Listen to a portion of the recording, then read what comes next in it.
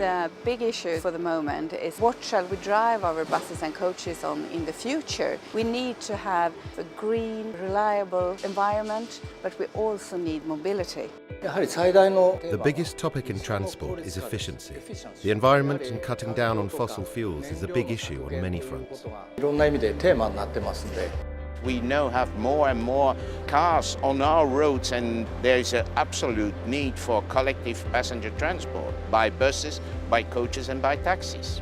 We are serving a lot of people who can't move on their own, so we need a public transport in order to keep the cities moving.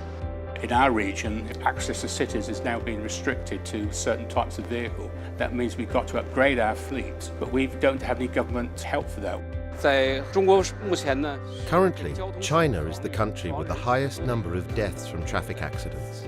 There is plenty of work to do regarding driver training and traffic safety training.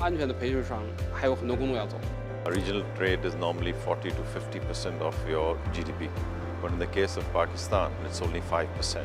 The world can perhaps benefit in trade facilitation measures, which is basically movement across borders, if they were made more efficient and the impediments were lowered. China has signed a cooperation agreement with Pakistan on the China-Pakistan Economic Corridor project, meaning that Pakistan will receive a lot of investment from China. Now in Georgia, the priority is to increase the safety and the quality of our transport. Next year we are planning to build a new training center to increase the education of our managers and our drivers. In Jordan, we are surrounded by countries like Syria. We have borders with Iraq, so the political situation is affecting our mobility. And so many countries are not in the tier system. That is a challenge. In Sudan, for example, we have the roads already.